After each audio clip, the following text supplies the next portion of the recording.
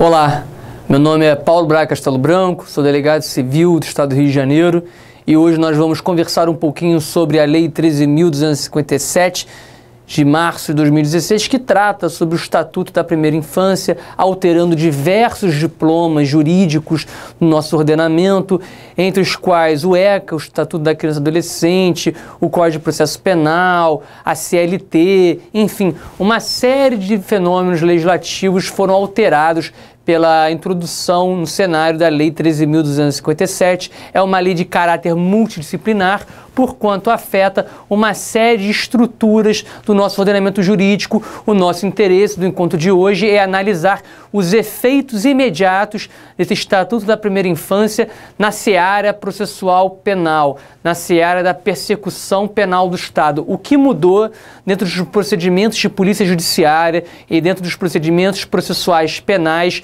com a introdução dessa Lei 13.257 no ordenamento jurídico. Portanto, apesar de ser uma lei de caráter multidisciplinar que alterou uma série de diplomas jurídicos, ECA, CLT, vamos concentrar nossos esforços especificamente na alteração que tem pertinência com a parte processual penal.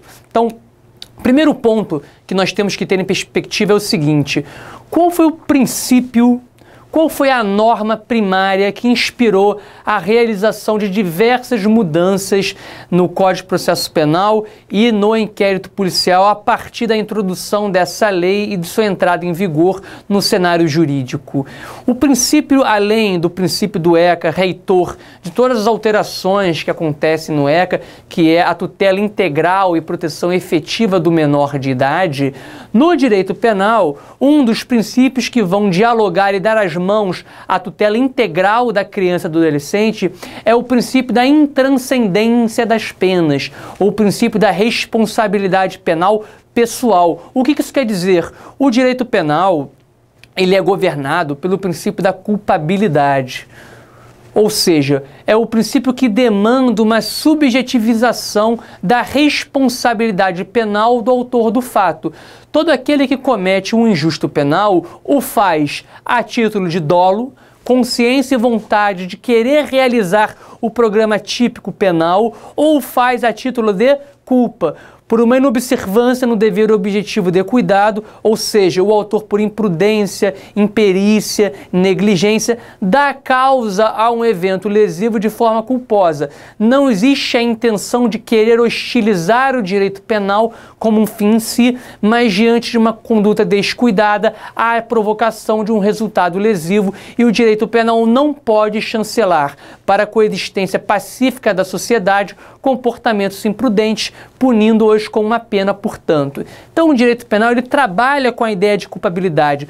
Todas as pessoas devem ser responsáveis por coexistir socialmente por suas condutas. E essa responsabilidade deve ser medida na culpabilidade do autor do fato. Ou seja, eu somente posso punir o autor diante da sua culpabilidade. Eu vou reprovar o autor do fato de acordo com o dolo ou com a culpa para o qual ele contribuiu para o evento penal. Então, reparem, para eu punir uma pessoa, eu tenho que analisar no primeiro momento se existiu uma conduta, se essa conduta gerou um resultado e, ligando esta conduta e o resultado, a energia psíquica que impulsionou esta conduta, ou seja, se essa conduta foi praticada a título de dolo ou a título de culpa para a produção no resultado final.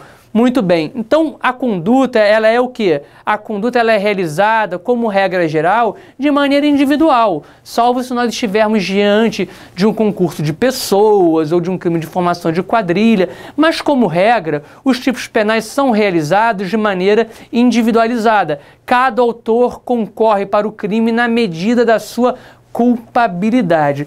Então o princípio da culpabilidade vai impedir que o direito penal puna pessoas que sequer concorreram para o evento ou que não tenham atuado de maneira culpável para a produção do resultado lesivo. E como filho do princípio da culpabilidade, como um corolário lógico do princípio da culpabilidade, nós temos o princípio da intranscendência da pena. Ou seja, se eu, ao final da minha análise, constatar que aquela pessoa praticou um fato típico, ilícito e culpável, portanto, merecedora de uma consequência penal, que é a pena, esta pena, ela não pode o quê? Ela não pode transcender e atingir pessoas que não concorreram para a prática daquele injusto penal. A pena deve ser aplicada e calculada na medida da culpabilidade do autor, de forma a evitar a reiteração de condutas criminais futuras e reprovar de maneira suficiente e necessária aquele comportamento criminoso praticado e restaurar a ordem. Muito bem. Então, o direito penal é governado pelo princípio da culpabilidade e da intranscendência das penas. As penas não podem migrar da figura do autor do fato para terceiros que nada têm a ver com aquele acontecimento lesivo. A intranscendência da pena, conforme no slide, impede que a pena ultrapasse a pessoa do autor do crime. A responsabilidade penal é sempre pessoal, é sempre subjetiva. Não há no direito penal responsabilidade coletiva ou solidária. Antigamente, nós tínhamos a ideia de corrupção de sangue. O que significava? Filhos, parentes, familiares, pessoas que estivessem próximas ao autor do fato, ao criminoso, tinham uma mácula no seu sangue. A conduta criminal tecia suas consequências jurídicas para os herdeiros do criminoso, atingindo gerações futuras que sequer tinham nascido à época. Os livros históricos afirmam, por exemplo, que Tiradentes, que os herdeiros de Tiradentes também sofreram a mácula da infâmia e outras reprovações justamente por serem filhos de um traidor. Quer dizer, é a pena transbordando a figura do autor do fato para atingir outros que são inocentes, que sequer concorreram para aquele injusto penal. Então, aonde é que está esse princípio da intranscendência das penas? Está na nossa Carta Magna, está na Constituição da República, prevista no artigo 45, do artigo 5º, inciso 45 da Constituição da República.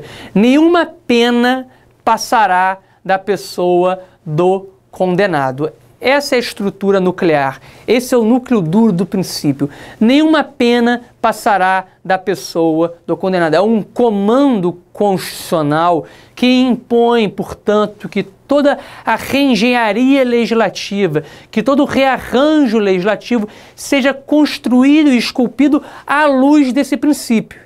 Então, a partir do momento em que nenhuma pena pode atingir terceiros que nada tem a ver com a conduta praticada pelo autor do fato criminoso, esses terceiros não podem sofrer com um castigo punitivo que esta pessoa experimente.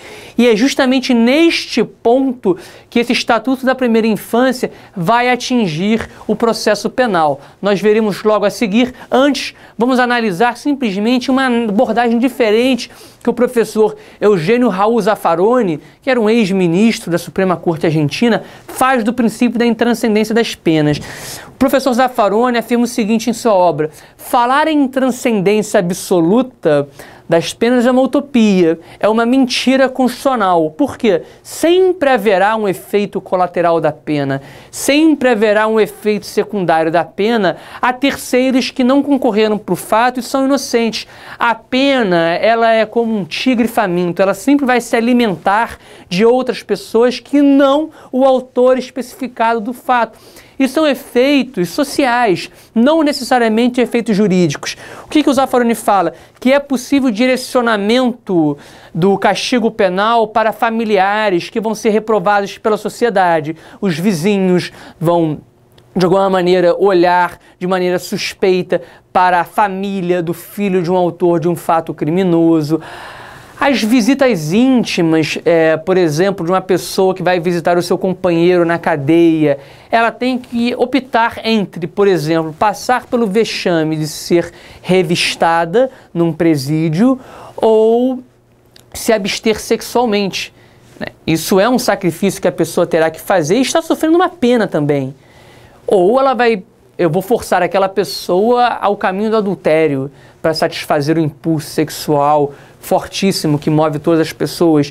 Então, o que isso quer dizer? A pena, ela também vai atingir outras pessoas que não especificamente a figura do delinquente, que não especificamente a figura do autor do fato. Um chefe de família, por exemplo, que é preso, de alguma maneira vai interromper a subsistência daquela família. Se ele é a pessoa responsável por prover alimentos, prover vestuário, prover toda a condição mínima de subsistência de uma família inteira, a partir do momento que eu privo essa pessoa de liberdade, eu estou também privando aquela família da sua subsistência inicialmente provida por esse autor. Então reparem que a pena de um injusto penal, que é a pena de um fato criminal, também atinge e se direciona para pessoas que, num primeiro momento, não concorreram para o delito.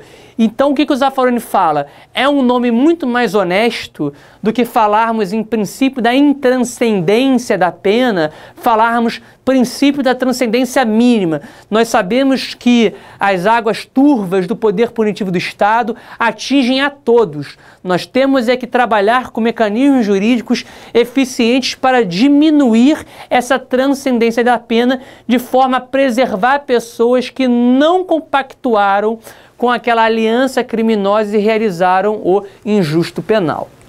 Então, esse Estatuto da Primeira Infância vai vir justamente nesse sentido, de forma a tentar proteger e tutelar os filhos e pessoas relacionadas à figura do autor do fato que não tenham concorrido para o evento criminoso. Vai alterar os artigos 6º, 185, 304 e 318 do Código de Processo Penal. No próximo bloco, nós vamos analisar de maneira específica cada uma dessas alterações, tendo em vista esse plano de fundo, que é o princípio da intranscendência das penas e da proteção integral do menor. Até lá, até o próximo bloco.